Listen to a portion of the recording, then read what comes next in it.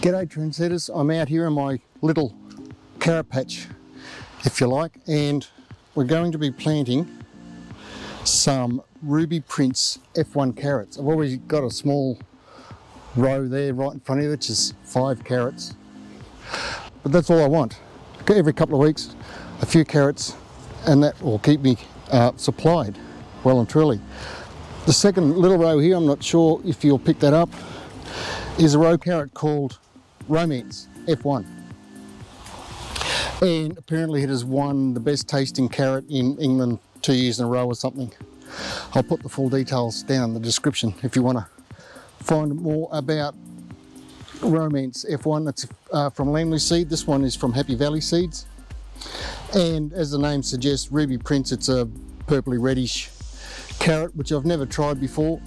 It's growing well. I hope it tastes as good as it sounds.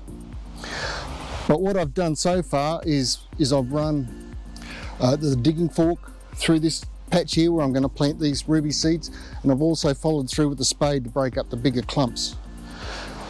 Now, carrots don't like a lot of nutrient because then you get all top and no bottom, and they also like a fairly good friable soil without stones. And they don't really like a heavy soil, a clay and stuff like that. So your sandy, loamy soils is good. A Toowoomba red soil that I've got here is excellent.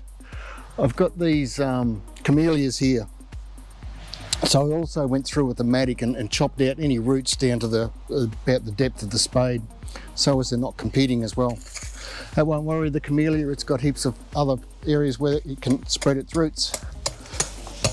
Right, what I need to do now is just add some compost. I've probably got 10-15 litres of compost in this bucket. I sieved it because my compost is notorious for, I throw everything in my compost, so it's full of sticks and twigs and stones and bits of plastic, whatever. So I sieved it just to get all of that out, and that's just beautiful. So I'm just going to spread that evenly over where my carrots are going to go, and any clumps like that, either break them up with your hand or just toss them away.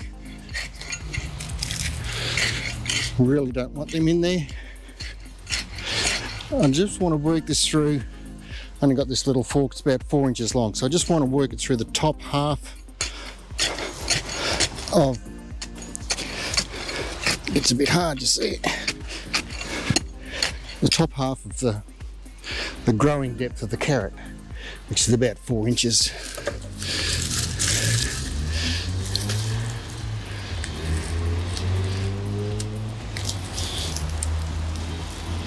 Alright, that's about as good as I'm going to get it. And the next thing, I always cover my carrots with a board after the seeds are planted, so that's basically where my row will start and stop. Where's another stick? I'll borrow that one. So it's what's 8, 16, 32 inches. What's that? 2 foot? 12, nearly 3 foot, nearly a metre. A short metre, how's that? Now I just use this square edge here to create a divot or a row that I'll sow my seeds into. And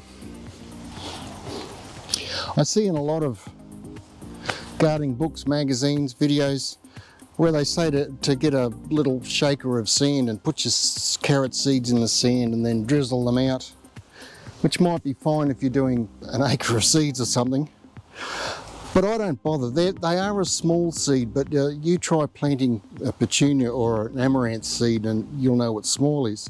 So I find them quite manageable to place in one at a time. Now that row there, I did that, and I've spaced them about 2 to 3 inches apart. This row, just for the sake of the exercise, I'm going to plant 2 seeds about 2 to 3 inches apart, just to see how this carrot will grow with a little bit of company next to it. So just tip a few out into your hand. Put your glasses on because can't see for looking. And just 1, 2. So that's about the width of your hand is where I want the next one. 1, 2. And that's about all there is to it.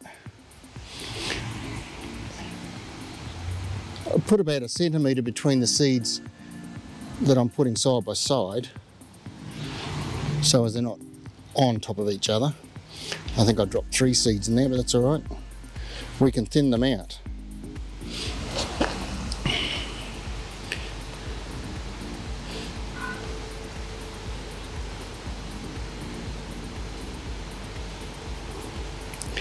Now, another thing I just wanted to mention, if you're thinking of growing carrots at all, don't try to use punnets of carrots. It will never work. It'll never end well for you. The carrot is obviously just one big long taproot, so if you got it in a punnet, it's just going to put that taproot down and curl it around. So when you pull it out of the punnet, put it into your soil, it's just going to keep doing that, and that's why you get all those gnarly, weird shaped carrots. This is the only way you're going to get a nice, good looking straight carrot, and that's to grow by seeds. Excuse me, I just got to get these back in the packet there. Good. 3 to 4 mils deep, so I'm just going to gently back cover my row. We have had rain predicted for the next 24 to 48 hours. So I'll water these in with a mixture of sea salt, seaweed solution. I don't know if it does anything or not, but it's just a habit I've gotten into and I do it all the time. And after the rain, because carrot seeds this time of the year, 8, 9, 10 to 14 days before they come up, so it'll probably be hot, and I will just place my board over the top. And all that does is just stop the top of that soil from drying out while I'm at work, because the quickest way to lose your carrot seeds is to have that top 2 or 3 millimeters of soil dry out. The carrot seed dries out and it just gives up real quick. So that's one way of ensuring that you can keep your seeds moist during the day until they germinate. Keep track of your time. After about 7 days, you won't need this on. Pull it on. I usually pull it when I come home. I'll water them and take it off and check, and if there's any little carrot seeds the next morning, then I won't put it on. They've germinated and the rest will follow through and come up. I don't think there's much else I can tell you